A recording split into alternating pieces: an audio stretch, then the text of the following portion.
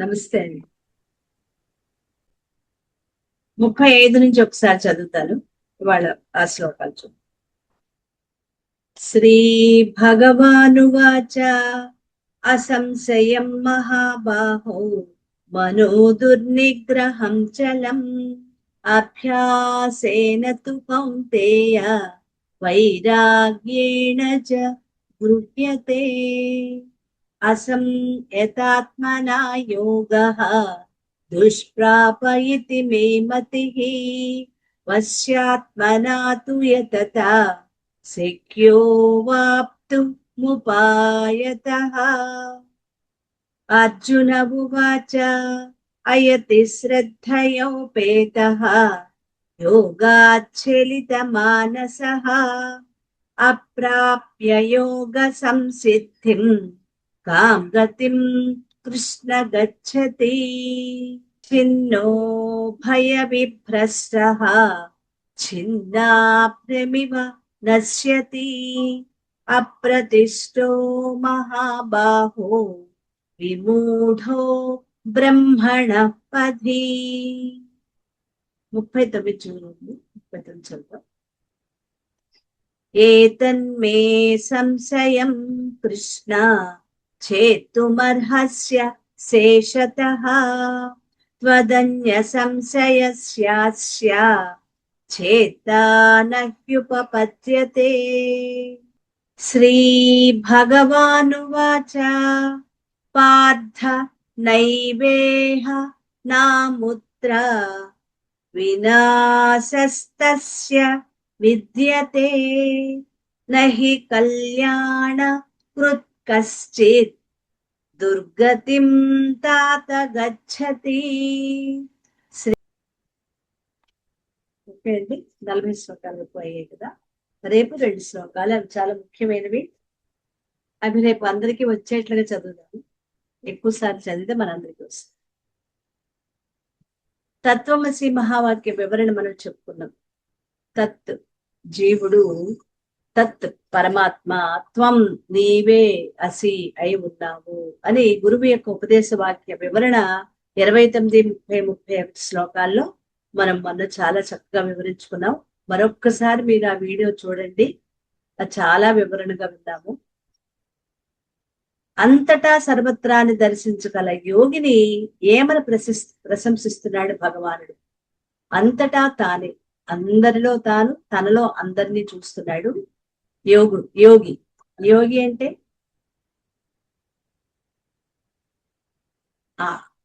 ఆత్మదర్శనమైన ఆత్మ సాక్షాత్కారం, ఆత్మదర్శనమైన జ్ఞాన యోగికి అంతటా తనే కనిపిస్తున్నాడు. ఏది చూసినా, ఎక్కడ చూసినా తనే. అంటే తన ముఖమే, తన శరీరం అని కాదు, ఆత్మగా అంతా నేను ఆత్మని, అందరూ కూడా ఆత్మ చైతన్యమే, ఉన్నది పరమాత్మ ఒక్కటే. అందరిలో చూసేది చీమలు, దోమలు, ఏనుగులు, పక్షులు, అన్ని అన్ని క్రిములు, కీటకాలు, చెట్లు, అంతటా సర్వత్రా కూడా ఆత్మ దర్శనమే చేస్తాడు యోగయుక్తుడు. అలా ఎలాగూ అలా చూసే యోగయుక్తుడిని భగవానుడే ప్రశంసిస్తున్నాడు. ఎలా ప్రశంసిస్తున్నాడు? నేనే ఆ పరమాత్మని అని తెలుసుకున్న యోగయుక్తుడు ఎలా చూస్తున్నాడు అందరినీ. అతను నాకేమవుతాడు, నాకు వాళ్ళంటే నా అభిప్రాయం ఏమిటి అని చెప్తున్నాడు భగవానుడు 32వ శ్లోకం.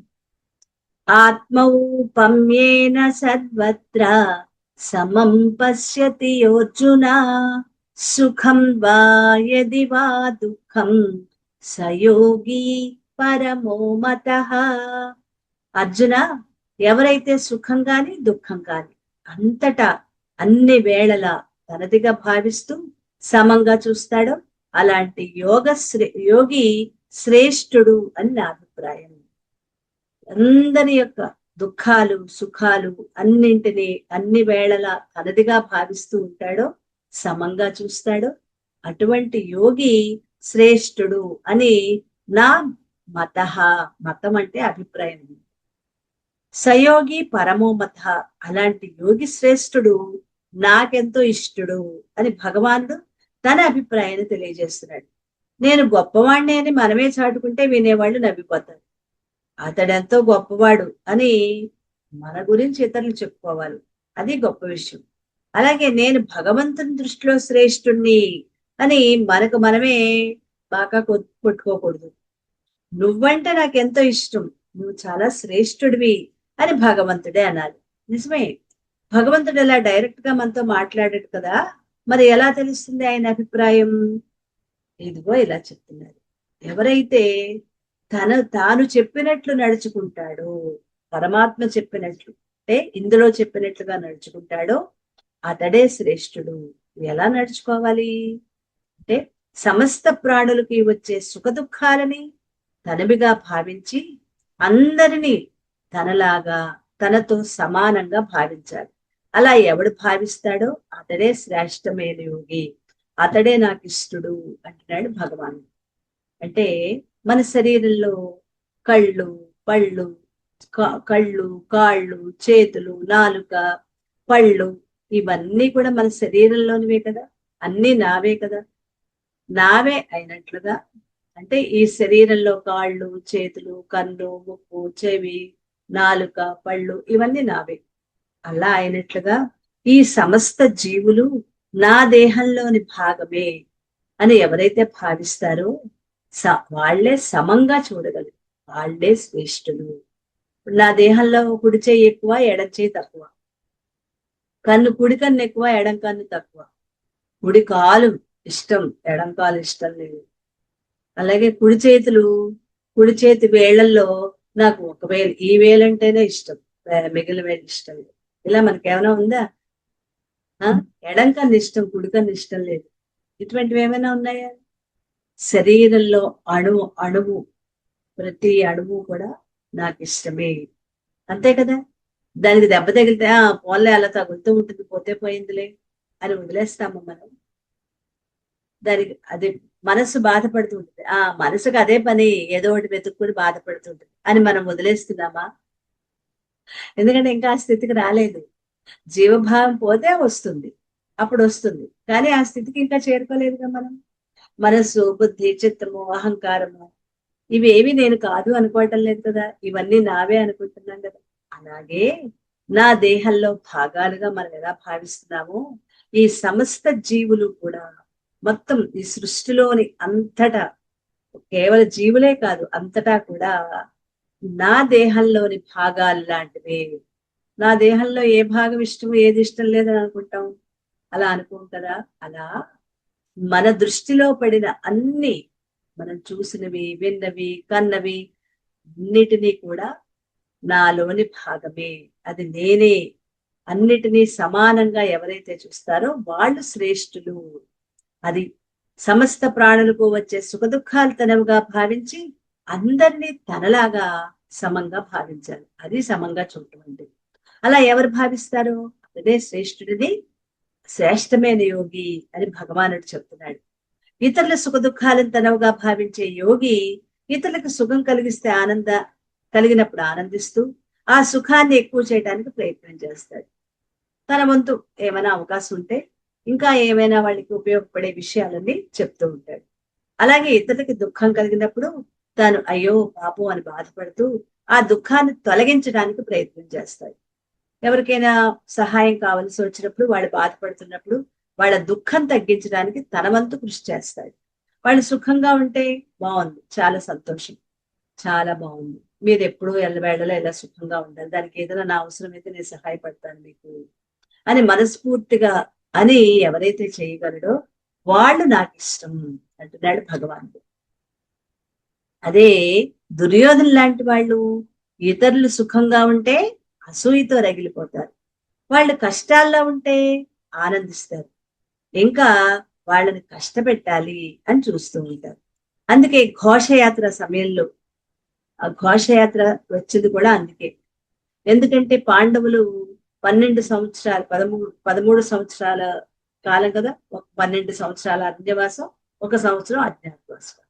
ఈ 12 సంవత్సరాల అరణ్యవాస సమయంలో వీళ్ళని బాధ పెట్టడానికని తన అడవుల్లో మృగాలను వేటాడటానికి అనే వంక పెట్టుకుని ధృతరాష్ట్రుడిని ఒప్పించి మొత్తం తన భార్యలతోటి, ఇంకా అంతఃపుర రాణులు, ఇంకా అనేక మంది సైన్యం ప్రజలతోటి వచ్చి అక్కడ గుడారాలు, ఆ గ్రామాల్లాగా అడవులు చాలా మంది వస్తారు. యుద్ధ వీరులు, సైనికులు అందరూ వస్తారు. వాళ్ళందరూ నివసించడానికి, ఎందుకంటే ఒక రోజు 2 రోజులు కాదు, కొద్ది రోజులు అక్కడే ఉండాలి. ఎందుకంటే ఆ పరిసర ప్రాంతాల్లోనే పాండవుల వనవాసం జరుగుతోంది. కాబట్టి వాళ్ళు వీళ్ళని చూసి, వీళ్ళ ఐశ్వర్యం చూసి, వీళ్ళ గొప్పతనం చూసి వాళ్ళు బాధపడాలి అనే అసూయతో ఘోషయాత్ర పేరుతో అక్కడ గుడారాలు వేసుకుని, గుడారం అంటే అక్కడ అంతఃపురంలా తయారు చేసుకుంటారు, మనలాంటి చిన్న చిన్న గుడారాలు లాంటివి కాదు. వాళ్ళు వైభవంగా ఉంటూ ఉన్నప్పుడు ఆ ప్రాంతంలో చిత్రకేతుడ, చిత్రగా ఒక గంధర్వుడు ఈ ప్రాంతం నాది వెళ్ళిపోండి అని వెళ్ళదు. వెళ్ళకపోగా అప్పుడు ఆ గంధర్వుడితో యుద్ధం జరుగుతుంది. గంధర్వుడితో యుద్ధం జరిగితే ఆ యుద్ధంలో కర్ణుడు, దుర్యోధనుడు, శకుని మొత్తం అందరూ ఓడిపోతారు. చిత్తుగా ఓడిపోతాడు. దెబ్బలు బాగా తింటాడు. కర్ణుడు పారిపోతాడు. దుర్యోధనుడిని, మిగిలిన వాళ్ళని పట్టుకెళ్ళిపోతాడు ఆ గంధర్వుడు. పట్టుకెళ్ళిపోతే ఇది దూరం నుంచి ఆ పరిసర ప్రాంతాల్లో ఉన్న ధర్మరాజు ఇదంతా చూస్తాడు. తన తమ్ముళ్ళైన భీముడిని, అర్జునుడిని పిలుస్తాడు. పిలిచి, వారు ఎవరో గంధర్వుడు వచ్చి వీళ్ళని తీసుకువెళ్ళిపోతున్నాడు, వీళ్ళని చితకొట్టి పారారు, వీళ్ళతో యుద్ధం చేసి బంధించి, మనం బయట వాళ్ళు వచ్చినప్పుడు మనం 105 మంది, అదే మనలో మనం ఉన్నప్పుడు వాళ్ళు 100 మంది, మనం 5. కాబట్టి ఆ గంధర్వుడితో యుద్ధం చేసి మొత్తం అందరినీ విడిపించి తీసుకురండి అని ఆజ్ఞాపిస్తాడు. చెప్పడు, ఆజ్ఞాపిస్తాడు ధర్మరాజు. ఆజ్ఞాపిస్తే ఇష్టం లేకపోయినా భీముడు, ఎందుకంటే వాళ్ళని కాగల కార్యం గంధర్వం తీర్చారని వీళ్ళకి అసలే చాలా కోపంగా ఉంది. అలాంటి కోపంగా ఉన్నప్పుడు పోన్లే వీళ్ళ కాగల కార్యం గంధర్వం తీర్చారని సంతోషపడుతుంటే ఆ సమయంలో వాళ్ళని పరీక్షించి తీసుకురమ్మంటున్నాడు అని కొద్దిగా బాధపడతాడు. కానీ మరి అన్న ఆజ్ఞని పాటించాలి కదా. అందుకు అర్జునుడు, భీముడు ఇద్దరూ వెళ్ళి ఆ గంధర్వుడితో యుద్ధం చేసి వీళ్ళందరినీ రక్షించి వాళ్ళ రాజ్యానికి పంపిస్తాడు. చాలా కుమిలిపోతాడు అనమాట. ఎవరు? దుర్యోధన. అవమాన భారం. వీళ్ళ ముందు నేను ఫోజులు పడదామని వస్తే వాళ్ళ చేత గంధర్వుడి చేతిలో దెబ్బలు తిని వీళ్ళ చేత రక్షించబడి నేను వచ్చాను. మెల్లగా పారిపోయిన కర్ణుడు వస్తాడు. సోదరా, ఏంటి రాజా, నేను కూడా అక్కడే ఉన్నాను, ఏంటి మీరందరూ యుద్ధం చేసి అతన్ని గెలిచి వచ్చేసారా? నన్ను కూడా నేను బాగా దెబ్బలు తిని ఇంకో తాళలేక బయటకు వచ్చేసాను. నువ్వు చాలా గొప్ప వీరుడివి, ఆ గంధర్వుడిని నువ్వు గంధర్వుడిని యుద్ధంలో ఓడించి ఉంటావు అని గొప్పలు బేరాలు పలుకుతూ ఉంటాడు కర్ణుడు. కోపం వస్తుంది పాపం దుర్యోధనుడికి, వదిలేసి వెళ్ళిపోయాడు. కానీ మీరు జరిగిందంతా చెప్తాడు. నాకున్న అవమానం అంతా నేను ఓడిపోయినందుకు కాదు, వాళ్ళు నన్ను వచ్చి రక్షించారు. అదే మన వాళ్ళు అంటారు కదా, మొగుడు కొట్టినందుకు కాదు తోటికోడలు తెప్పినందుకు నాకు బాధ కలుగుతోంది అంటూ ఉంటారు సామెత. అలా నేను ఓడిపోయినందుకు బాధపడట్లా, వెళ్ళి వాళ్ళ ముందు వాళ్ళు మమ్మల్ని రక్షించి తీసుకొచ్చారు, గంధర్వుడిని ఓడించి మమ్మల్ని తీసుకొచ్చారు, అదే నాకు బాధ కలుగుతోంది అని. అలా విపరీతమైన అన్ని విషయాలలో అసూయను చూపిస్తూ ఉండేవాడు దుర్యోధనుడు. అందుకే ఘోషయాత్ర పేరుతో తన అసూయని తెలియపరుచుకున్నాడు. నీ కాలికి దెబ్బ తగిలితే నీకే తగిలినట్లు బాధపడతావు.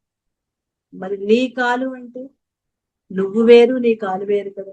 నా ఇల్లు అంటున్నావు, మరి ఇల్లు నేనా? ఇల్లు నేను కాదుగా.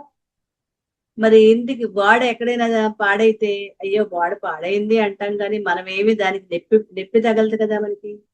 అదే కాలికి దెబ్బ తగిలితే నా కాలుకి దెబ్బ తగిలింది అంటాం. అంటే నా కాలు అంటే కాలు వేరు, నేను వేరు. కానీ వేరుగా ఉంటామా? నా కాలు అంటే అది నేను, అంటే నేను అంటే ఆత్మ చైతన్యం, నా కాలు అంటే నేను తెచ్చుకున్న ఈ పరికరం అని మనం అవగాహన చేసుకోవాలి. కానీ మనం అలా ఉంటున్నామా? నా కాలికి దెబ్బ తగ్గుతుందా? దానికే కదా, తగిలితే తగలి. ఇప్పుడు గోడ పడిపోయింది, 4 రోజులు చూసుకుని అక్కడ ఏదో అడ్డం పెట్టి కాస్త డబ్బులు ఉన్నప్పుడు చూసి ఆ గోడ కట్టించుకుంటాను. పెద్ద గాలివాన వచ్చింది కదా, పడిపోయింది, కొద్దిగా బాధపడినా డబ్బు ఖర్చు అవుతుందని బాధపడినా, గోడ పడిపోయిందని బాధపడినా, తర్వాత నేను చేయించుకుంటాను తర్వాత ఎప్పుడో అంటారు. మరి అదే కాలికి దెబ్బ తగిలితే, మళ్ళీ తగిలితే తగిలిందే, రేపో ఎల్లుండో చూసి ఆ కాలికి మందేసుకుంటాను అని అంటావా? అలా అనం కదా. నా కాలు అంటే అది నేరుగా భావిస్తుంది. నా ఇల్లుని నేరుగా భావించను కానీ నా కాలుని నేనుగా భావిస్తాను కదా. అలా ఆ కాలు నాదే కదా. కాబట్టి అదే నీ పొరుగువాడి కాలికి దెబ్బ తగిలితే, నీ పక్కనున్న వాళ్ళ కాలికి దెబ్బ తగిలితే నీకేమైనా బాధ కలుగుతుందా? ఆహా, అలాగా, దెబ్బ తగిలిందా, మందేసుకోండి, డాక్టర్ దగ్గరికి వెళ్ళండి అని ఉచిత సలహాలు ఇస్తాం. అంతేగాని మనకేం బాధ ఉండదు కదా. అదే అదే నీ పొరుగువాడి కాలికి దెబ్బ తగిలితే నీకేమైనా బాధ కలిగిస్తుందా?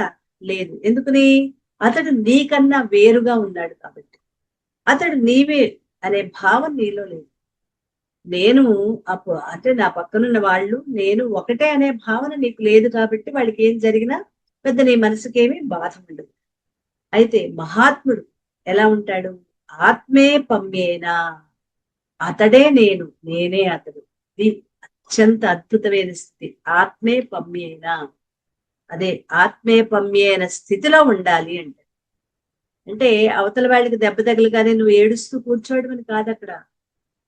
వాళ్ళకి అవసరమైన సహాయ సహకారాలు అందిస్తూ నా కాలికి నేను దెబ్బ తగిలినప్పుడు ఎంత దానికి వెంటనే చర్యలు తీసుకుంటానో, ఇతరులకి అలా జరిగినప్పుడు కూడా సమంగా భావిస్తూ అలాగే నువ్వు సహాయ సహకారాలు అందించాలి. అది ఇక్కడ మనం అర్థం చేసుకునే విధానం.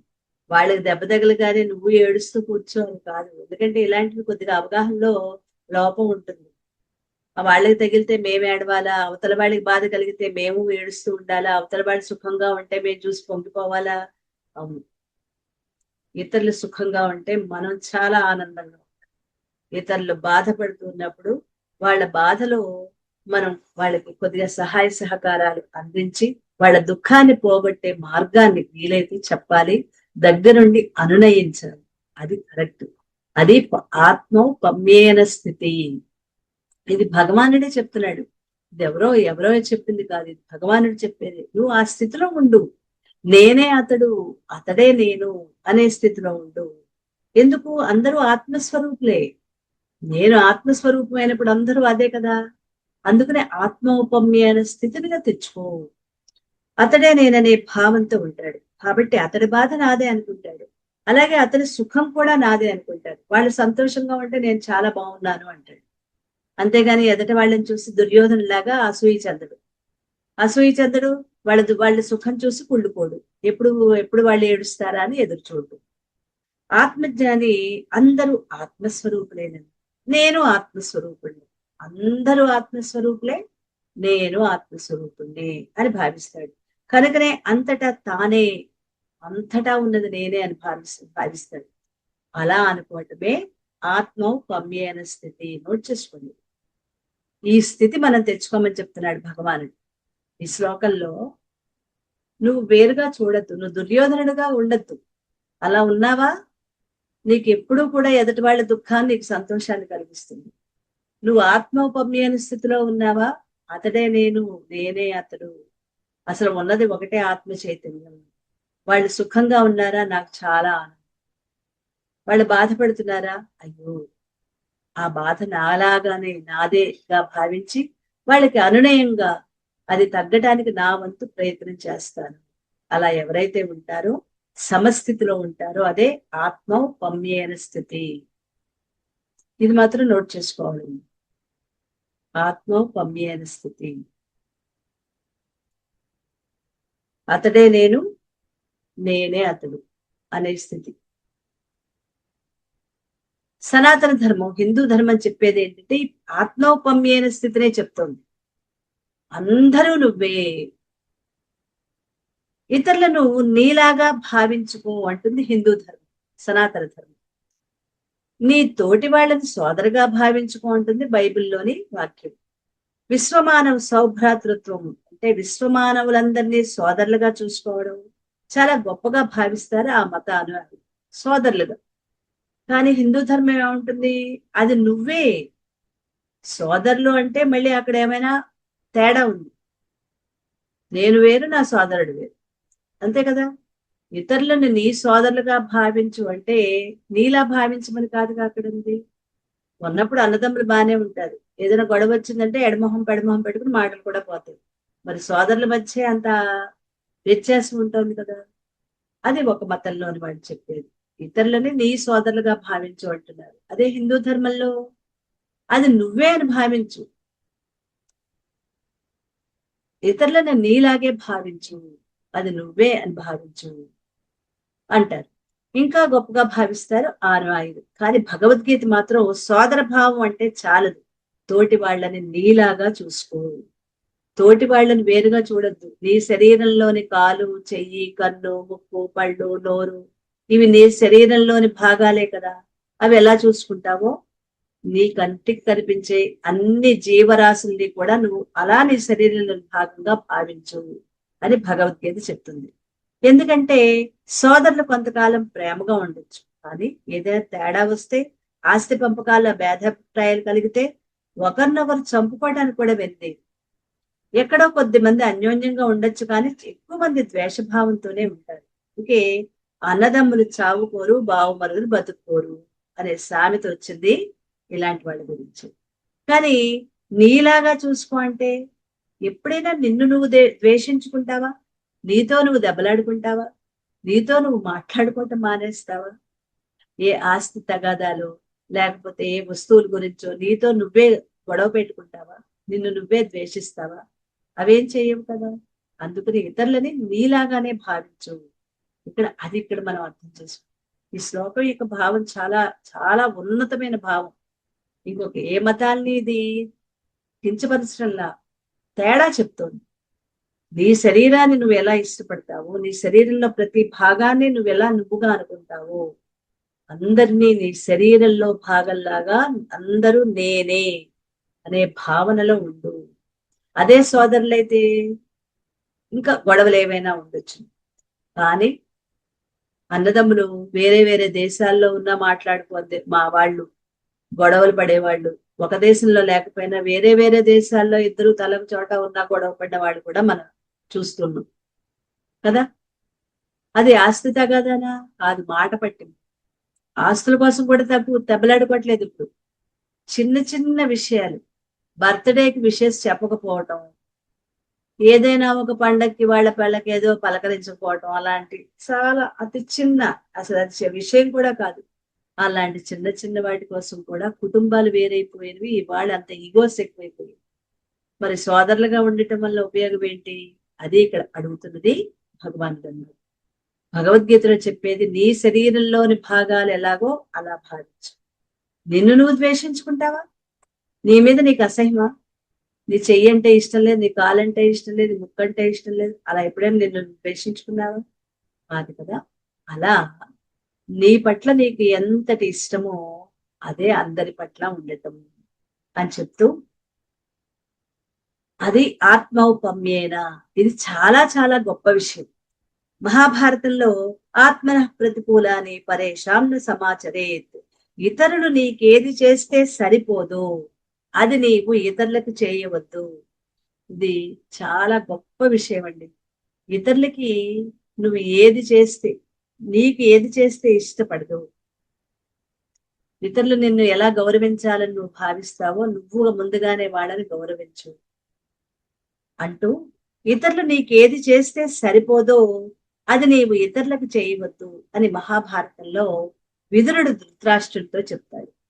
ఇదే మనం చిన్నప్పుడు చదువుకున్న ఒక పద్యం రూపంలో చదువుకున్నాం, మీకు గుర్తుందా? ఒరులేయని ఎనరించిన నరవర ఎప్రియము తన మనంబున కగు తా నరులకునవి సేయకునికి పరాయణము పరమధర్మ పదములకెళ్ళను. మీరు 2, 3 తరగతుల్లో ఈ పద్యం వచ్చింది. ఒరులేయని యొనరించిన నరవర ఎప్రియము తన మనంబున కగు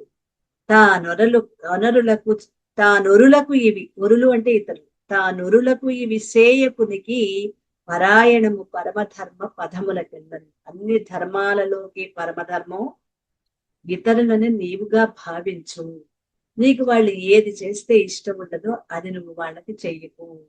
నీకు ఏది చేస్తే సరిపోదు అది నువ్వు ఇతరులకు చెయ్యొద్దు. నిన్ను ఒక మాట ఏమన్నా అంటే నీకు ఇష్టం ఉండదు, మరి ఇతరులను నువ్వు అనకూడదు కదా. నీకు ఏది ఇష్టమో అది నీకు ఇష్టమైన దాన్ని ఇతరులకు కూడా చెయ్యి. చాలా అద్భుతమైనది ఇది. విదురుడు ధృతరాష్ట్రుడితో చెప్తాడు ఈ పద్య రూపంలో అన్నమాట. అని ఇదే విషయం చెప్పడం జరిగింది. ఎందుకు? నీలో అందరిలో ఉన్న ఆత్మ ఒకటే కాబట్టి నువ్వు ఇతరులకు అపకారం చేస్తే అది నీకు నువ్వు చేసుకున్నాడు. నువ్వు ఇతరులకి ఏ ఒక్కళ్ళకి నువ్వు అపకారం చేసినా అది నీకు నువ్వే, నిన్ను నువ్వే మోసం చేసుకుంటున్నావు, నిన్ను నువ్వే దెబ్బలాడుకుంటున్నావు, నిన్ను నువ్వే గొడవ పెడుతున్నావు, నిన్ను నువ్వే ద్వేషిస్తున్నావు. బయట ఎవరినో కాదు, నిన్నే. కాబట్టి నువ్వు ఇతరులకు అపకారం చేస్తే అది నీకు నువ్వు చేసుకున్నట్లే. ఈ భావం నీలో ఉంటే ఇక నీలో అసూయ అనే పెద్ద జబ్బు మటిమాయమైపోతుంది. పరోపకార బుద్ధి కలుగుతుంది. ఇప్పుడు కరుణ నీ ఆభరణం అవుతుంది. ఆభరణం అంటే కనిపించే, కంటికి కనిపించే శరీరం మీద పెట్టుకునే రకరకాల ఆభరణాలు. కరుణ అంటే అది, కరుణ అన్నది చిన్న పదం కాదు, చాలా చాలా చాలా ఉన్నతమైన పదం అది. ఈ దయ, కరుణ ఇలాంటి పదాలు చాలా ఉన్నతం. అంటే అది నువ్వే అన్నమాట. ఏది ఇతరులకి ఏదైనా కష్టం కలిగించే ఒక చిన్న మాట గాని మనం మాట్లాడుతూ ఉంటామండి. మన మాటల్లో ఇతరులని ఒక చిన్న పించింగ్ సూది పెట్టి పొడిచినట్లు ఒక చిన్న మాట మాట్లాడి బాధ పెట్టాలి, వాడి మనసులో చివుక్కు అనేటట్టుగా గబుక్కని మాటలు అనేస్తుంది. మనం అనేది చేతులతో చేయవండి, నోటితోటే మనం ఎక్కువగా తెచ్చుకుంటాం. ఈ వాక్క్షేత్రాన్ని, ఇది వాక్క్షేత్రం. అదే ఇక్కడ విశుద్ధి చక్రం ఉంది. ముందు దీనిని మనం సరి చేసుకోవాలి. మనం ఈ కరుణ, ఈ స్థితిని మనం తెచ్చుకోవాలి అంటే ఇతరులను సమానంగా చూడటం అంటే కళ్ళు తెరిచి చూడటం ఒకటి కాదు, మాటని సవ్యంగా మాట్లాడాలి. ఈ మాటే మనల్ని 10 మందికి దగ్గర చేరుస్తుంది.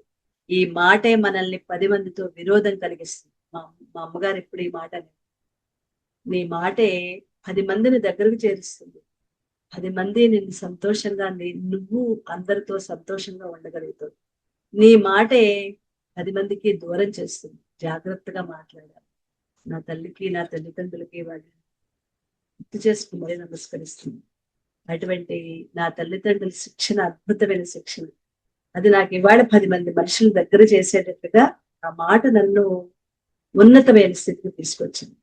అదే చెప్తున్నారు ఇక్కడ. అదే కరుణ, అదే ఇష్టం. మనం ఏం పెట్టక్కర్లా, మనం ఏమీ వాళ్ళకి ఇవ్వక్కర్లా. ఒక అద్భుతమైన ఒక మంచి మాట, కష్టంలో ఉన్నప్పుడు ఒక మాట, ఒక సహాయం, ఒక చూపు, మీద చెయ్యేయటం. ఒకసారి మాట కూడా ఉండదు, వాడి పక్కనే కూర్చోవటం, ఆ ప్రెజెన్స్ లో ఉండటం చాలు వాళ్ళకి గొప్ప ధైర్యాన్ని ఇస్తుంది.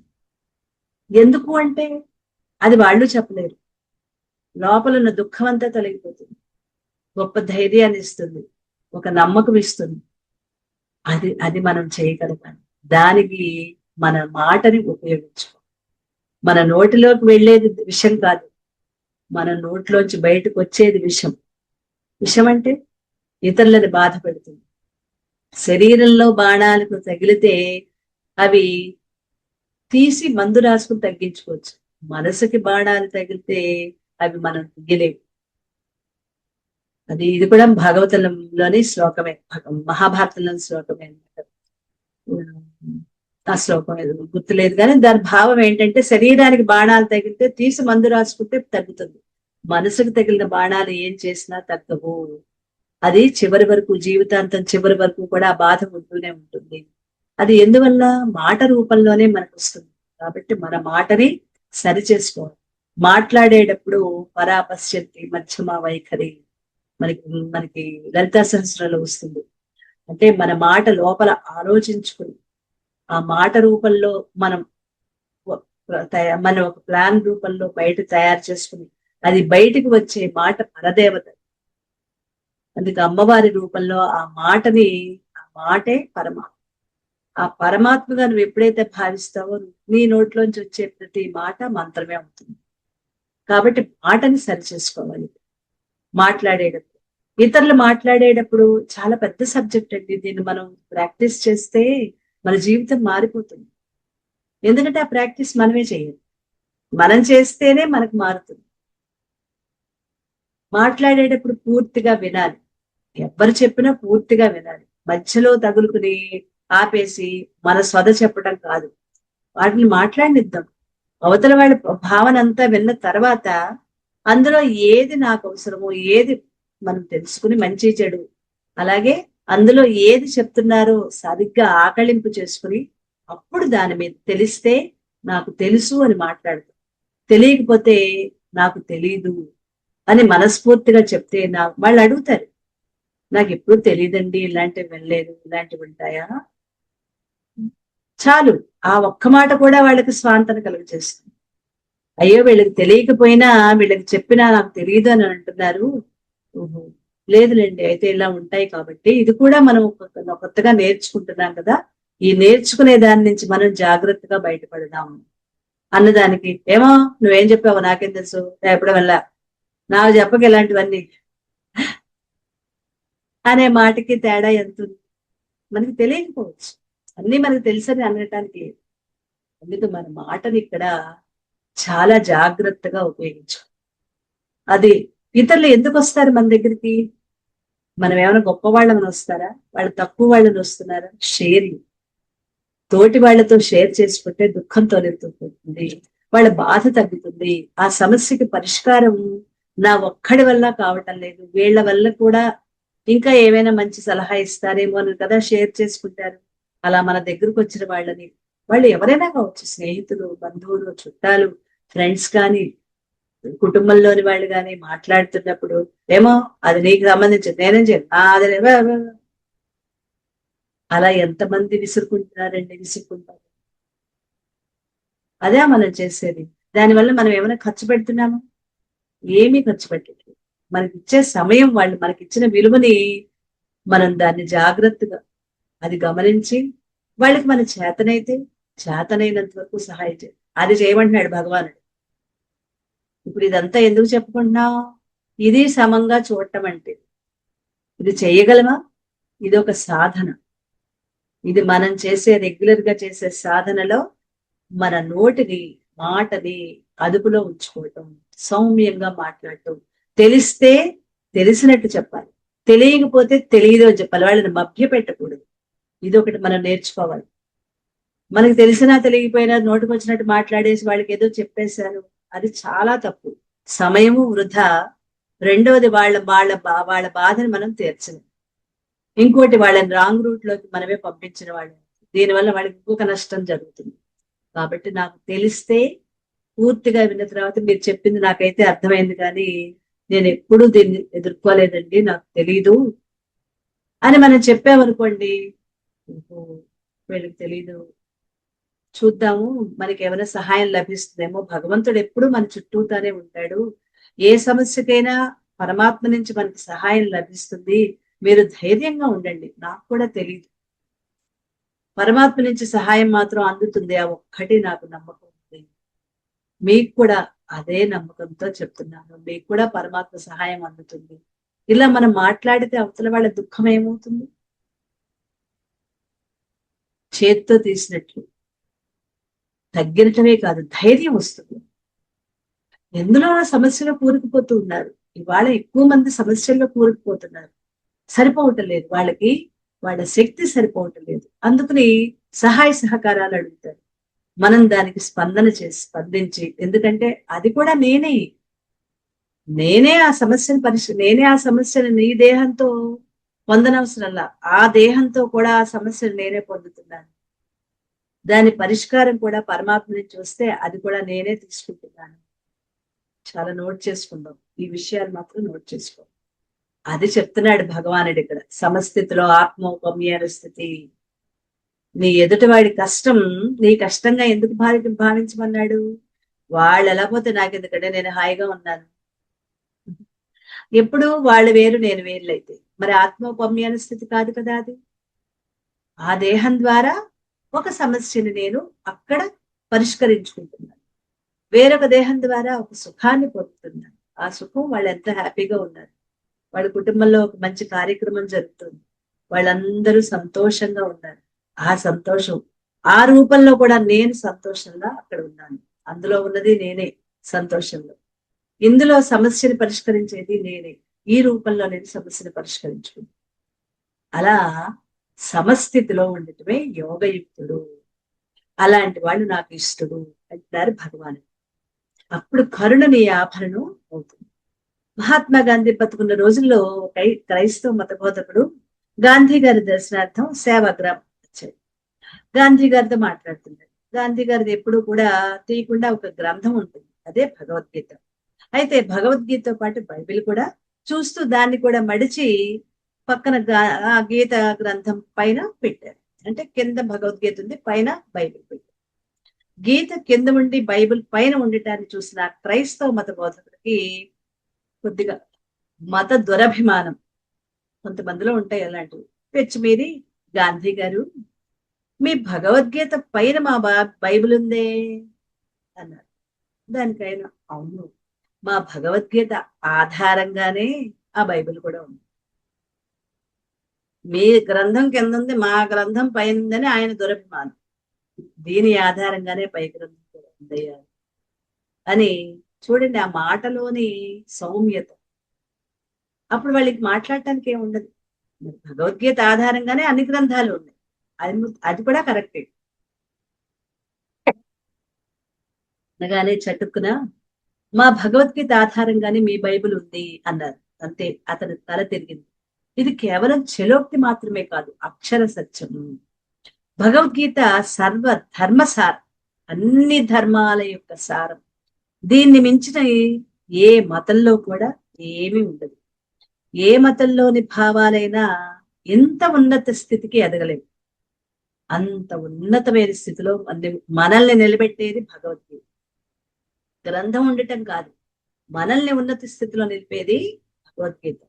యోగి యుంజీత సతతం అంటూ 10వ శ్లోకంతో మొదలుపెట్టి ధ్యానానికి సంబంధించిన సమస్త విషయాలు సాంగోపాంగంగా అంటే పూసగుచ్చినట్లుగా వివరించి ఆ ధ్యానం వల్ల కలిగే ఫలితాన్ని తెలియజేసి ఇలాంటి ధ్యాన యోగే శ్రేష్ఠుడు అని ఒక సర్టిఫికెట్ జారీ చేస్తున్నాడు భగవానుడు ఈ 32 శ్లోకంతో. ఇప్పుడు చెప్పిన శ్లోకంతో ఎలా ఉండాలో ధ్యాన యోగి ఒక సర్టిఫికెట్ ఎలా చేస్తే తనకి శ్రేష్ఠుడవుతాడో ఈ శ్లోకంలో చక్కగా వివరించాడు భగవానుడు. తన బోధన ముగిస్తున్నాడు. అయితే అర్జునుడికి ఇంకా 2 సందేహాలు ఉండిపోయాయి. ఆ సందేహాలకు చెప్పిన సమాధానాలే మిగిలిన శ్లోకాల వివరణ. ఇప్పుడు అడిగే 2 ప్రశ్నలకి కూడా తర్వాత శ్లోకాల్లో జవాబు చెప్తున్నాడు భగవానుడు. 33 నుంచి 47 శ్లోకాలు. వీటి భావాన్ని మనం రోజు మనసులో ముద్ర వేసుకోవాలి.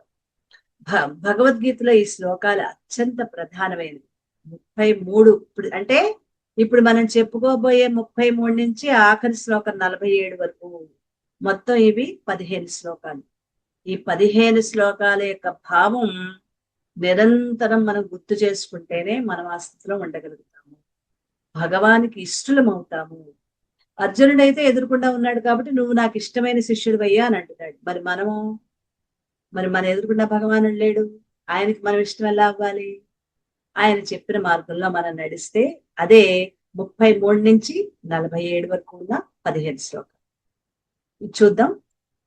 అర్జున ఉవాచ యోయం యోగస్త్వయా ప్రోక్తః సామ్యేన మధుసూదన ఏతస్యాహం న పశ్యామి చంచలత్వాత్ స్థితిం స్థిరాం చంచలం హి మనః కృష్ణ రమాధి బలవదృఢం తస్యాహం నిగ్రహం మన్యే వాయోరివ సుదుష్కరం. అర్జునుడు అంటున్నాడు, మధుసూదన, ఇప్పుడు నీ చేత చెప్పబడిన సమత్వ స్థితితో ఉండిన యోగం చంచలత్వం వల్ల నిలకడగా స్థిరంగా ఉంటుందని నేను అనుకోవటం. చాలా బాగా చెప్పావు. నాలో అసలే మనసు చంచలమైంది కదా, ఎలా నిలకడగా ఉంటుంది? అంతేనా కృష్ణ? మనస్సేమో చంచలమైంది, దేహము ఇంద్రియాలు, ఈ దేహేంద్రియాలకు బాధాకరమైంది, బలమైంది, దృఢమైనది. మరి వాయువుని నిగ్రహించడం ఎంత కష్టమో అలాగే మనస్సును నిగ్రహించడం కూడా కష్టమే కదయ్యా అని నా అభిప్రాయం. మరి దాన్ని వివరించి చెప్తావా అని అడుగుతున్నాను. అంటే మనస్సు నువ్వు చెప్పింది చాలా బాగుంది, కానీ ఈ మనసు నా మాట విందు కదా, దాన్ని ఏం చేయాలి? ఇది ఎవరి ప్రశ్న?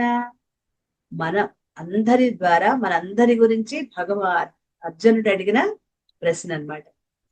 దానికి జవాబు తర్వాత శ్లోకంలో చెప్తున్నాడు. దీన్ని వివరించుకుందాం. ఈ ఈ ప్రశ్నను వివరించుకుందాం. ధ్యాన యోగానికి సంబంధించి అన్ని విషయాలు విన్నాడు అర్జునుడు. అయితే అతని హృదయంలో ఒక సందేహం పీడిస్తుంది. హృదయంలో కలిగిన సందేహం చెప్పులోని రాయిలాగా, కంటిలోని నలుసులాగా బాధ పెడుతుంది. లోపల దాచుకోకూడదు ఏదైనా సందేహం ఉంటే. సంశయాత్మ వినశ్యతి. సంశయాలుంటే వెంటనే వాటిని తీర్చుకోవాలి, సంశయాన్ని తొలగించుకోవాలి. దానికి తగిన గురువు తన ఎదుటే ఉన్నాడు.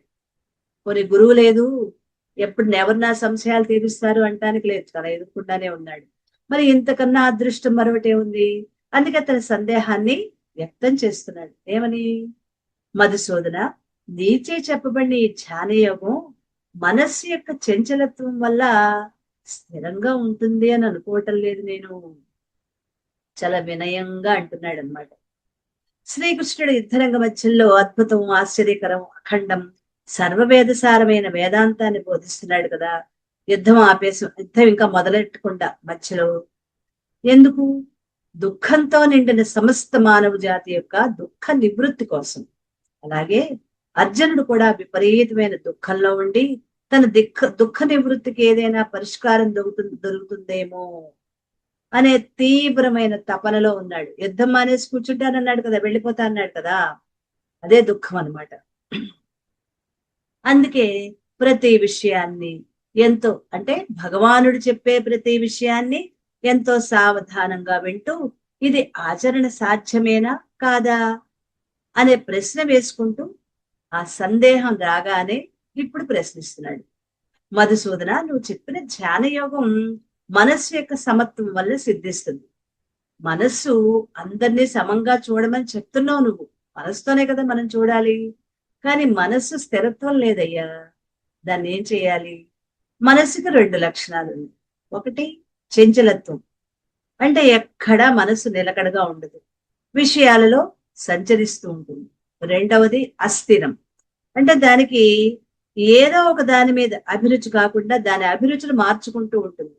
ఇది బాగుందంటుంది కాసేపు, అది వదిలేస్తుంది, ఇంకో దాని మీదకి వెళ్తుంది. ఇది బాగుంది, చాలా బాగుందంటుంది. ఇప్పుడు ఆడవాళ్ళు చీర సెలక్షన్ లాగా షాప్కి వెళ్ళామంటే ముందో చీర తీస్తాం, చాలా బాగుంది. తర్వాత ఇంకో 4 చీరలు, అబ్బా దేనికంటే అది బాగుంది, దానికంటే ఇది బాగుంది. వెంటనే ఏదే ఉండదు, అభిప్రాయాలు మారిపోతుంటాయి. చివరికి ఇంకా తప్పదు, మన బడ్జెట్ లో తీసుకోవాలి కాబట్టి ఏదో మొదట్లోనో ఎప్పుడో చూసిన చీరనే తీసుకుంటాం. అది ఎవరు చేస్తున్నారు? మనస్సు స్థిరంగా ఉండదు, అస్థిరం. చంచలం, అస్థిరం. దానికి 2 లక్షణాలు. చంచలం, ఒక చోట స్థిరంగా ఉండదు. రెండవది స్థిరం, అస్థిరం. స్థిరంగా ఈ అభిప్రాయంతో కలిగి ఉండదు, అభిప్రాయాలు అలా మార్చుకుంటూ ఉంటుంది. సరదాగా ఒక ఉదాహరణగా చెప్పుకున్నాం అనమాట. అభిరుచులు మార్చుకుంటూ ఉంటుంది. ఒక విషయం మీద నుండి మరొక విషయం మీదకి కోతిలా గెంతుతూ ఉంటుంది. అలాంటి మనస్సుని విషయాల నుంచి వెనక్కి మరల్చాలన్నా, దాన్ని తిరుగుడు అరికట్టాలన్నా, మన అధీనంలో పెట్టుకోవాలన్నా, దానిని ఆత్మధ్యానంలో నిలపాలన్నా చాలా కష్టం కదా. ఆచరణలో ఇది సాధ్యమవుతుందని నేను అనుకోవట్లేదయ్యా అంటాడు అర్జున్. ఈ సందర్భంలో మధుసూదన అని పిలుస్తున్నాడు అర్జునుడు.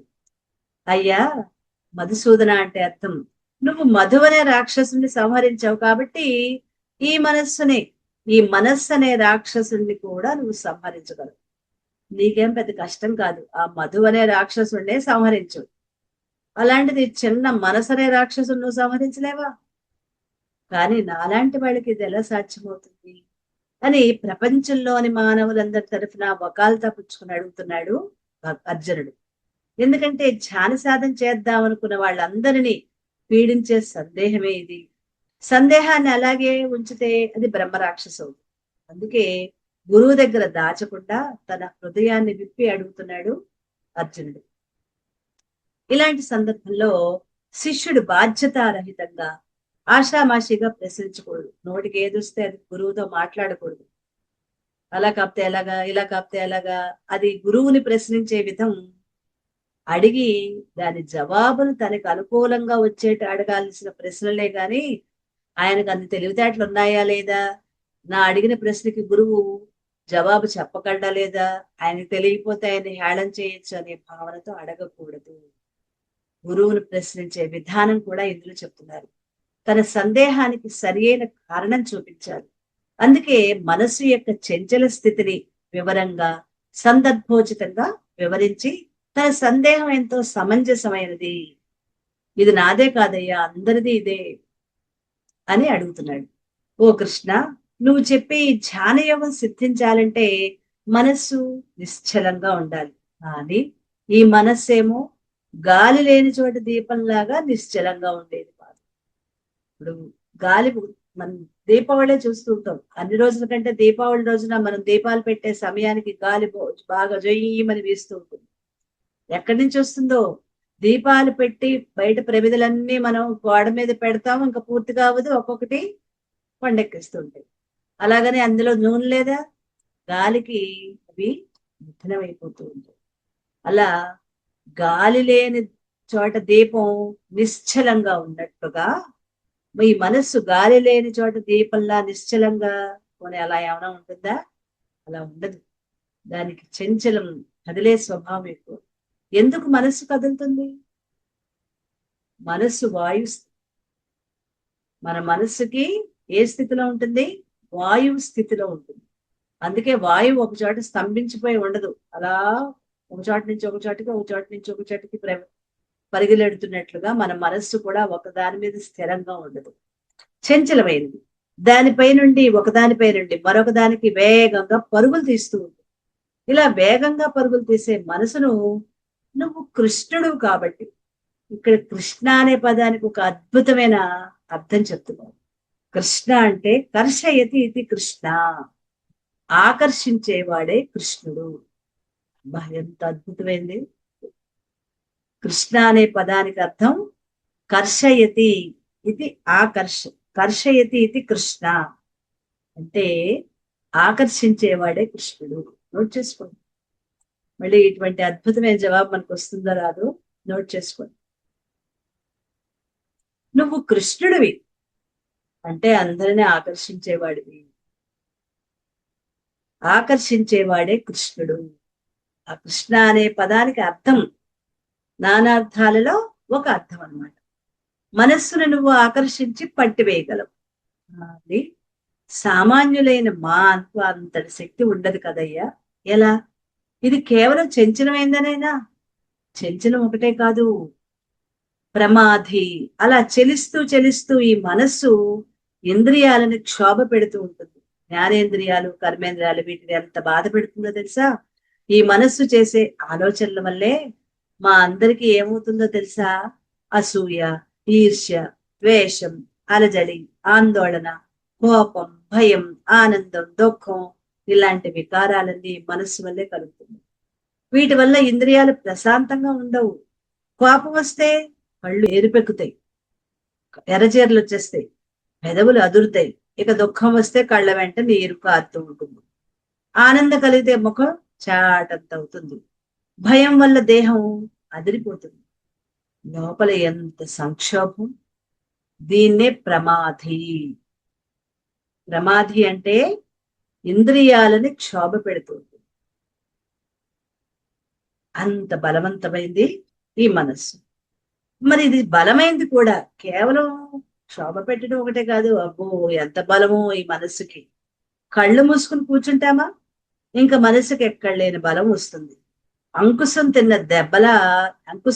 దెబ్బ తిన్న ఏనుగులాగా దానికి గాని ఒక్క పోటు పొడిస్తే తల మీద ఇక్కడ ఇంక గింగిరాలు ఎత్తిపోతుంది అనమాట.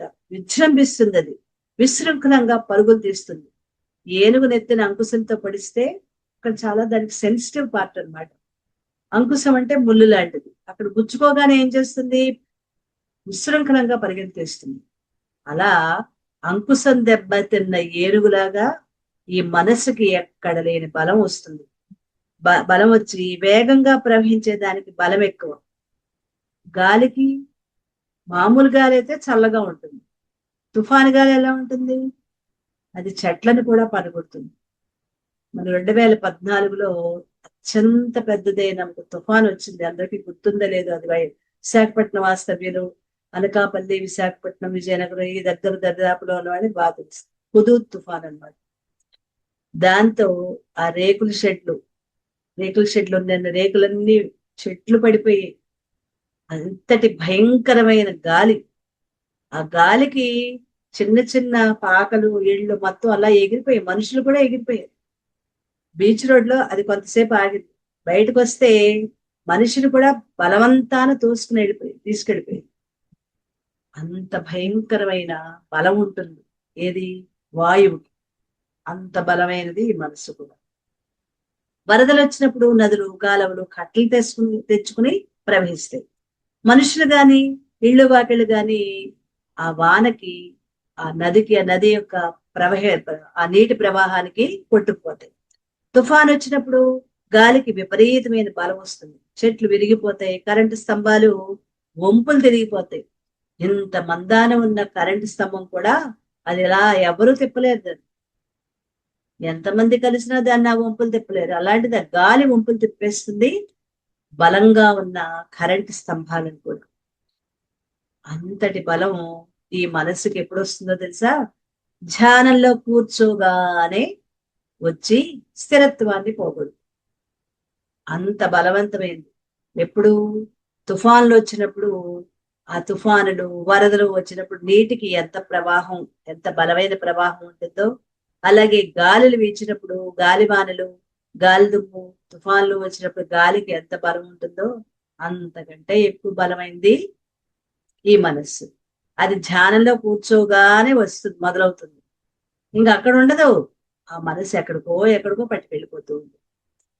స్థిరత్వాన్ని చెడగొడుతుంది. ఒక్కో సందర్భంలో ఏదో ఒక వస్తువు మీద, భోగంపై గట్టిగా నాటుకుపోతుంది. అది కావాలని మంకుపట్టు పడుతుంది. ఈ రోజు ఆ వస్తువుని చూసి గట్టిగా కావాలి అనుకుంటే ఏం చేస్తున్నా మనసు దాని మీదకే పోతుంది. అలా వస్తువులలో గట్టిగా నాటుకుంటే దాన్ని ఓడబెట్టడం కష్టం. మనస్సు ఆ వస్తువు దగ్గర కూర్చుందా, అది వచ్చేదాకా ఎన్ని ప్రయత్నాలైనా చేస్తుంది, వదిలిపెట్టదు. ఇప్పుడు కాదు, మనసు దాని మీద పడిందా, మనసు పట్టమంటారు అదే మరి. ఆ మనసు పడిందా అక్కడ ఏడాదికో 2 ఏళ్లకో గట్టిగా పెట్టేసింది అనమాట మనసుకి. ఎప్పటికైనా సాధించగలదు, అంత బలంగా పట్టి ఉంటుంది. ఇలా మనసు యొక్క లక్షణాలు చెప్పి ఒక ఉపమానం ద్వారా ఈ పదాలని తెలియజేస్తున్నారు. వాయోరివా, వాయువులాగా. వాయువు ఎప్పుడు చలిస్తూనే ఉంటుంది కాబట్టి అది చంచలం. వాయువు వేసవకాలంలో గాలి కదలలేదనుకోండి, ఆకు కదలకపోతే ఎలా ఉంటుంది మనకి? చెవట్లు కారిపోతాయి. గాలి లేకపోతే మనం నిమిషం ఉండలేం. ఇప్పుడు ఈ రోహిణి కార్తెలో మనకి బాగా తెలుస్తూ ఉంటుంది. గాలి స్థిరంగా ఉండిపోతే ఎంత కష్టం.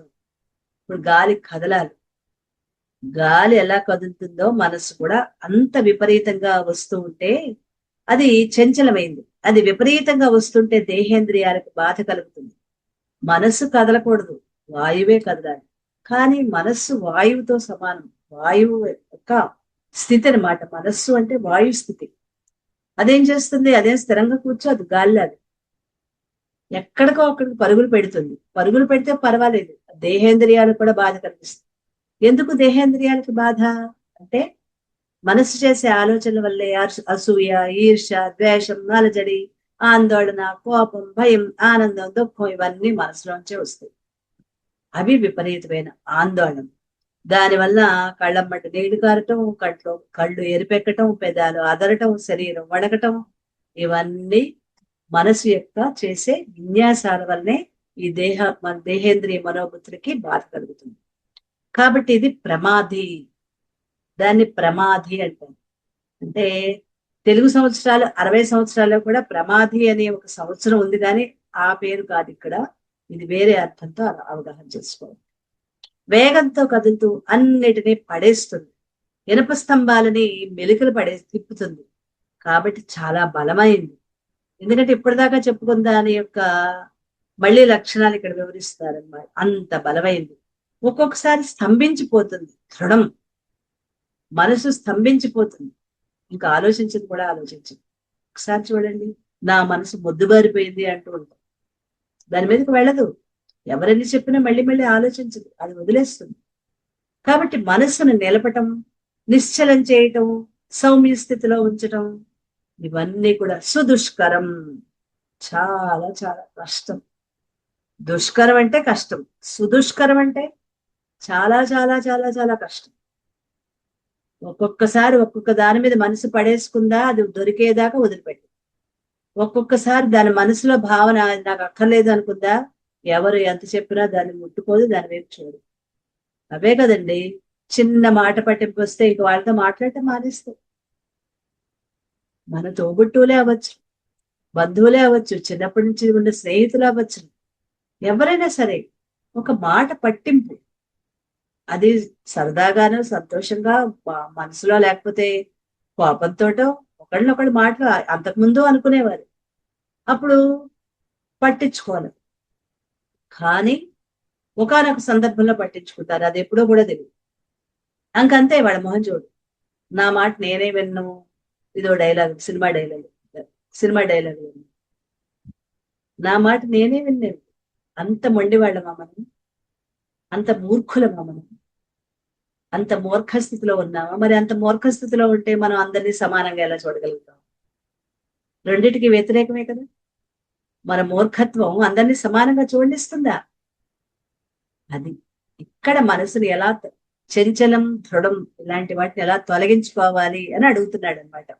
అర్జునుడు అడిగేదానికి ఇంతటి వివరణ ఇస్తున్నారు. సుదుష్కరం, చాలా చాలా కష్టం, అంటే దాదాపు అసాధ్యం.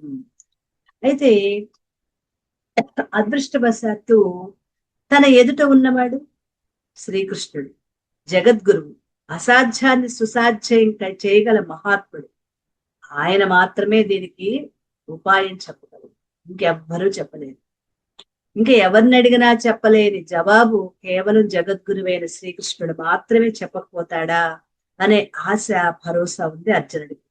ఒకవేళ తన సందేహం అర్థం లేనిదే అయితే ఆ విషయం తెలుస్తుంది కదా, ఏం పర్లేదయ్యా అని కొట్టిపడేశాడు అనుకో, కొట్టిపడేస్తే పడేశాడు, అదేనా నాకు తెలుస్తుంది కదా అని అర్జునుడి యొక్క ఈ రెండు సందేహాలని ఎంత వివరణ ఇచ్చారు మన గురుదేవుడు. ఎంత కష్టం, ఎంత మనస్సు గురించి. 35 శ్లోకంలో వివరిస్తాడు భగవానుడు. 35 శ్రీ భగవానువాచ అసంశయం మహాబాహో మనో దుర్నిగ్రహం చలం అభ్యాసేన తు కౌంతేయ వైరాగ్యేణ చ గృహ్యతే. ఈ శ్లోకం కూడా చాలా ముఖ్యమైన శ్లోకం. ఇక్కడి నుంచి 33 నుంచి చెప్పుకునే అన్ని శ్లోకాలు, అంటే అడిగిన మనస్సు చంచలమైంది కదా అని అడిగిన 33 నుంచి ఇప్పుడు చెప్పబోయే 47 వరకు ఉన్న 15 శ్లోకాలు కూడా మనం బాగా అవగాహన చేసుకుంటేనే అర్థమవుతుంది. భగవానుడు అంటున్నాడు, ఓ మహాభావుడా, సందేహం లేదు, మనస్సు చలించే స్వభావం ఉన్నది. నీ మాట నేను కాదనట్లా, నిజమే, దానిని నిగ్రహించడము కష్టమే. అయితే ఓ కుంతి కుమారా, అభ్యాసంతో, వైరాగ్యంతో అది నిగ్రహించబడుతుంది. దానికి నిగ్రహించడానికి కూడా ఒక పద్ధతి ఉందో. నువ్వు చెప్పిన దాంట్లో ఏం సందేహం లేదు, అది నిజమే. ఎవరైనా తన సమస్య చెప్పుకోవడానికి వచ్చినప్పుడు మనం కూడా అక్కడ ఏం చెప్పాలి? నుండి మీరు చెప్పింది నిజమే, దాన్ని కొట్టిపడేయకూడదు, ఈ సమస్యలో మీ భావన కూడా కరెక్టే అని ఎప్పుడైతే మనం వాళ్ళకి ఓకే చెప్తామో, అప్పుడు వాళ్ళ దుఃఖాన్ని కానీ, వాళ్ళలో ఉన్న సందేహం కానీ, వాళ్ళల్లో అప్పటి వరకు ఉన్న బెరుకు కానీ అవి తగ్గుతాయి. ముందు వాళ్ళని ఓకే చెయ్యాలి. అది చేస్తున్నాడు ఇక్కడ భగవానుడు. మనస్సు చంచలమైనదే, సందేహం లేదు, దాన్ని నిగ్రహించడం కూడా కష్టమే.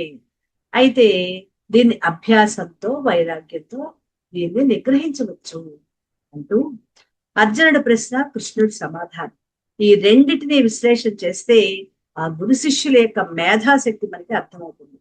ఇద్దరు ఎంత గొప్పవాళ్ళో అర్థమవుతుంది. అర్జునుడు గొప్ప వీరుడే కాదు, సాహసి కూడా, మొహమాటం కూడా లేని వాస్తవికవాది. ఆయనకే మొహమాటం ఉండదు, ఉన్నది ఉన్నట్లు అడుగుతాడు. విషయాన్ని వినటమే కాక ఆచరణ సాధ్యమా కాదా అనే పరిశీలనా శక్తి గల జిజ్ఞాసుడు. ఆచరణలో పెట్టగలమా లేదా అని తెలుసుకోగల జిజ్ఞాసుడు. సందేహాన్ని దాచుకోకుండా గురువుకి విన్నవించి పరిష్కారం వెతుక్కునే కార్యశీలి. ఏదో విన్నాను కదా అని వదిలేలా, దీన్ని పూర్తి అంతు తేల్చుకోవాలి, మనస్సు యొక్క అంతు తేల్చుకోవాలి, అది ఈ గురువే చెప్తాడు అని పట్టుబట్టి ఉన్నాడు అర్జునుడు. తన సందేహాన్ని సకారణంగా వివరించగల దీక్ష, దక్షత ఉన్నవాడు అర్జునుడు. గురువు పట్ల అత్యంత భక్తి విశ్వాసాలు. ఎవరా గురువు? జగద్గురువైన శ్రీకృష్ణుడు. ఆయన పట్ల అత్యంత భక్తి విశ్వాసాలు, వినయ విధేయతలు ఇవి కూడా ఉన్నవాడు. నేర్పుతో వాదించగల శక్తి సామర్థ్యాలు కూడా ఉన్నాయి. గురువు యొక్క ఆధిక్యతను గుర్తించిన వాడు వివేకి. ఎన్ని మంచి లక్షణాలు చెప్తున్నారంటే, అర్జునుడికి సాహసి, వాస్తవికవాది, జిజ్ఞాసువు, కార్యశీలి, దీక్షా దక్షత కలవాడు, భక్తి విశ్వాసాలు, వినయ విధేయతలు కలవాడు, నేర్పుతో వాదించగల శక్తి సామర్థ్యాలు ఉన్నవాడు, వివేకి అని చెప్తూ మధుసూదన, కృష్ణ అనే 2 పదాలతో గురువు యొక్క శక్తి సామర్థ్యాలను ఆధిక్యతని చెప్తున్నాడు. ఇలాంటి శిష్యుడికి బోధించే గురువు, ఇన్ని తెలివితేటలున్న శిష్యుడికి బోధించే గురువు ఎలాంటి వాడై ఉండాలి? ఇంకా తెలివైన వాడే కదా. శ్రీకృష్ణుడి వంటి వాడే ఉండాలి. ఎలాంటి వాడే ఉండాలంటే ఇంక మరి వేరే పోలిక లేదు, ఒక్కటే పోలిక, శ్రీకృష్ణుడే అటువంటి వాడే అయి ఉండాలి అని చెప్పక తప్పదు. ఇక్కడ కృష్ణుని సమాధానంతో ఆయన జగద్గురువు ఎందుకు అయ్యాడో ఇప్పుడు మనం అవగాహన చేసుకుందాం. మనస్సు చలించే స్వభావం కలది. ఇది కరెక్టే, నువ్వు చెప్పిన దాంట్లో ఎటువంటి సందేహం లేదు. సందేహం లేదు కదా, నువ్వు చెప్పింది కరెక్టే. ధ్యానంలో దాన్ని ఎలా సమస్థితిలో నిలుపుగలవు అని అర్జునుని యొక్క ప్రశ్న. దానికి భగవానుడు సమాధానం చెప్పే ముందు ఒక చిట్కా ప్రయోగించి శిష్యునిపై ఆధిపత్యాన్ని సంపాదించాడు. ముందు శిష్యుని తన దారికి తెచ్చుకోవాలి. ఏం చేస్తున్నాడు? అవును, సందేహం లేదు, నువ్వు చెప్పింది నిజమే. మనం కూడా ఎవరైనా మాట్లాడేటప్పుడు వాళ్ళు చెప్పిన దాన్ని మనం ఎస్ ఆర్ నో అన్నది వెంటనే తర్కంలోకి వెళ్ళిపోకూడదు. ముందు దాని మీదే, వాళ్ళు చెప్పిన దాని మీదే ఫోకస్డ్ గా ఉండాలి. అదే చేస్తున్నాడు ఇక్కడ భగవానుడు. నువ్వు చెప్పింది నిజం, మనస్సు చలించేదే, దాన్ని గ్రహించడము కష్టమే అంటూ మొదలుపెట్టాడు. శిష్యుని భావాన్ని అంగీకరించడం ద్వారా తాను చెప్పబోయే సమాధానం పట్ల శిష్యుణ్ణి ఆకర్షితుడిగా చేయటమే ఈ చిట్కా. అది ప్రయోగించాడు భగవానుడు. సాధారణంగా మనం ఒక విషయాన్ని చెప్పినప్పుడు అవతలవాడు నీకేం తెలుసు, నువ్వు చెప్పేది సొద్దు తప్పు అంటూ ఉంటారు. అన్నారనుకోండి, అప్పుడు మనం నిరుత్సాహపడిపోతాం. చాలే చెప్పొచ్చావులే, నీకో పెద్ద తెలిసినట్లు, అనవసరంగా నా కర్మ కొద్ది నీతో చెప్పాను అంటూ ఉంటామా? అలా అని నిరుత్సాహపడిపోతూ ఉంటాం. అది నిజమే, సరిగ్గానే చెప్పావు, నువ్వన్నది ముమ్మాటికి నిజం అని ఒకవేళ అంటే అప్పుడు అతనికి మన మీద గౌరవం కలుగుతుంది. అంటే మనం దీన్ని బట్టి ఇతరులతో ఎలా మాట్లాడాలో ఈ శ్లోకం ద్వారా మనం నేర్చుకోవాలి. భగవానుడు అది మనకి నేర్పిస్తున్నాడు. అర్జునుడు ప్రశ్న ఒకటే కాదు, దాని జవాబు కూడా మనకే అన్నమాట. మనం ఎలా ప్రవర్తించాలి ఇతరులతో. మనం నిరుత్సాహపడిపోతాం. నీకు అసలు ఏం తెలుసు, నువ్వు చెప్పే శుద్ధ తప్పు అనగానే మనకి నిరుత్సాహం. అదే నిజమే, నువ్వు సరిగ్గానే చెప్పావు, అన్నది ముమ్మాటికి నిజమే అన్నామనుకోండి, అప్పుడు అతని మీద గౌరవం పెరుగుతుంది. అందుకే వేదాంతంలో ఒక సూక్తి కూడా ఉంది, నువ్వు జయించాలి అనుకుంటే ముందుకు వంగు. అందుకే హీరో మనం చూస్తూ ఉంటాం, ముందు హీరో 4 దెబ్బలు తినేస్తాడు, మనం అనుకుంటాం అన్ని దెబ్బలు తింటున్నాడు, వీడేం గెలుస్తాడు అనుకుంటాం. ఆ దెబ్బలు తింటం అంటే ముందుకు వంగుతాడు. వాళ్ళ బలాబలాలని తను ఒక లెక్క వేసుకుంటాడు అనమాట, ఆ దెబ్బలు తింటం ద్వారా. అలా జయించాలంటే నువ్వు ముందు కొద్దిగా వంగినట్లుగా ఉండు. వంగిపోవటం అంటే ఒళ్ళు వంచటం అని కాదు, తల వంచటం అని కాదు, అంగీకరించడం మొదలుపెట్టు. ఇక్కడ వంగు అనే మాటకు అర్థం ఏంటి? వాళ్ళ మాటలతో నువ్వు ఏకీభవించినట్లుగా ఉండు, ఏకీభవించు ముందు, అక్కడి నుంచి మొదలుపెట్టు అని అర్థం అనమాట. అది పాటించు. ఈ సూక్తిని ఇక్కడ భగవానుడు కూడా పాటించాడు. అందుకే తన సమాధానాన్ని వెనక్కి పెట్టి మొదటి పదంగా ఏమంటున్నాడు? అసంశయం, ఎటువంటి సందేహం లేదయ్యా అర్జున అని అర్జునుడి అభిప్రాయాన్ని బలపరిచాడు. అయితే అర్జునుడిపై ఆధిపత్యం కోసం అబద్ధం మాట్లాడుతున్నాడా అంటే ఇంకా అది నిజమే, సత్యవచనమే. ఎందుకంటే మనస్సు చంచలమైందే కదా, అది ఎవరైనా ఒప్పుకు తీరాల్సిందే. భగవానుడైనా కూడా ఒప్పుకు తీరాలి. దాన్ని నిగ్రహించడం కూడా చాలా కష్టమే. ఈ విషయంలో ఎటువంటి సందేహం లేదు.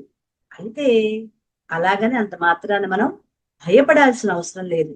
ఎంతటి కష్టమైన ఎంతటి కష్టమైన పనైనా నేర్పుతో సాధించవచ్చు అని అభయమిస్తూ మహాబాహు అభయం అని అర్జునుడిని సంబోధిస్తున్నాడు. నువ్వు మహాబాహుడు, పిరికివాళ్లా పారిపోయేవాడివి కాదు. నీ బాహ్య శత్రువులనే కాదు, నీ బయట ఉన్న చూడు, ఉత్తర గోగ్రహణానికి వెళ్ళి ఎన్ని లక్షల సైన్యాన్ని నువ్వు నిగ్రహించావప్పుడు, ఎవరు లేకుండా ఒక్కడివి. అంత మహాబాహుడివి. అంటే బయటనున్న నీ శత్రువులనే కాదు, నీ అంతఃశత్రువులు. ఎవరా అంతఃశత్రువులు? ఇందాక చెప్పుకున్నాం. అసూయ, ద్వేషం, కోపం, మోహం, భయం ఉన్నాయి కదా. ఇవన్నీ మన లోపల ఉన్న అంతఃశత్రువులు. ఈర్ష, ద్వేషం, ఆందోళన, కోపం, భయం, అసూయ, ఇవన్నీ దుఃఖం, ఇవన్నీ నీ లోపల ఉన్న అంతఃశత్రువులు. ఆ అంతఃశత్రువు బాహ్య శత్రువులనే కాదు, అంతఃశత్రువులైన నీ మనస్సును కూడా జయించగల సమర్థుడివయ్యా నువ్వు అని అర్థం వచ్చేట్లుగా మహాబాహు అని ప్రోత్సాహవచనం. అర్జునుడేమో మధుసూదన అని సంబోధిస్తే, భగవానుడేమో తక్కువ తెల్ల మహాబాహు అని పిలిచాడు. అంటే ఒకళ్ళనొకళ్ళు ఎంత పొగుడుకుంటున్నారో చూడండి. నువ్వు మహాబాహుడివి అంటున్నాడు. ఇలా గురు శిష్యులిద్దరూ గొప్ప మేధాశక్తి కలవాళ్ళని, సమయస్ఫూర్తి కలవాళ్ళని, చమత్కారంగా మాట్లాడే నేర్పు గలవాళ్ళని ఈ పదాల ద్వారా మనకి అర్థమవుతుంది. మనం మరి మనస్సును నిగ్రహించడానికి ఉపాయం ఏమిటి? మనస్సును నిగ్రహించాలంటే అభ్యాసం, వైరాగ్యం. ఇది ఒక మహామంత్రం అండి. దీన్ని ముందు లోపల రోజు ముందు మనం ఈ రెండింటిని అనుకోవాలి. అభ్యాసం, వైరాగ్యం. ఈ రెండు పదాలని మీరు పదే పదే ఉచ్చరించండి.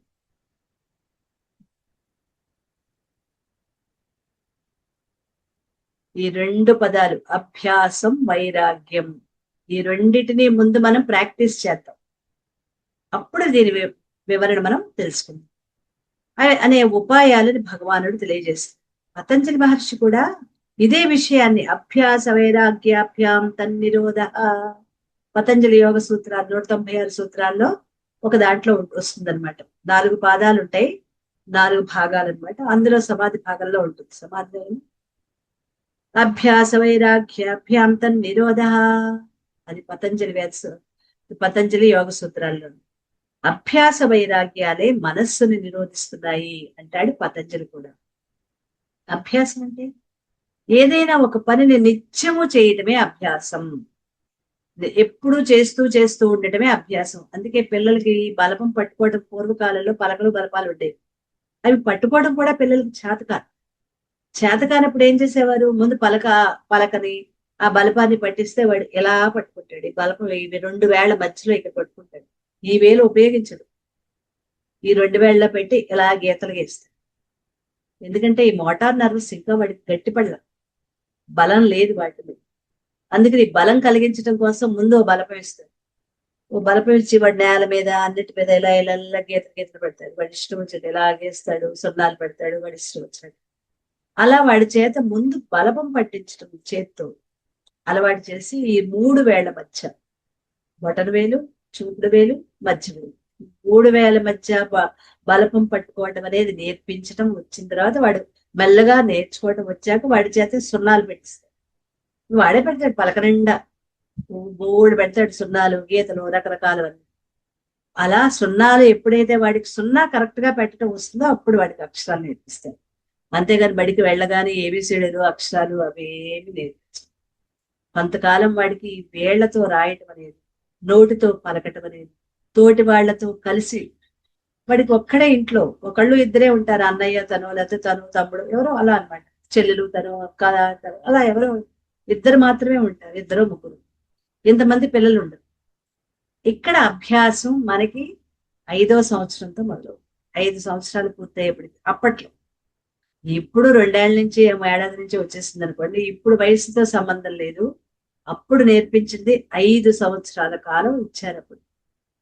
అలా ఏదైనా ఒక పని నిత్యము చేయటమే అభ్యాసం. ఒకే విషయానికి సంబంధించిన భావాన్ని వదిలిపెట్టకుండా నిరంతరం మళ్ళీ మళ్ళీ మళ్ళీ మననం చేసుకోవటమే అభ్యాసం.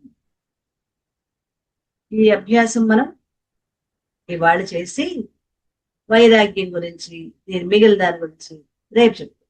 ఎందుకంటే దీన్ని మళ్ళీ చెప్పుకుంటే కానీ మనకి అవగాహన కాదు. కాబట్టి ఈ శ్లోకంలో పూర్తి వివరణ మిగిలిన శ్లోకాల్ని రేపు పంచాం.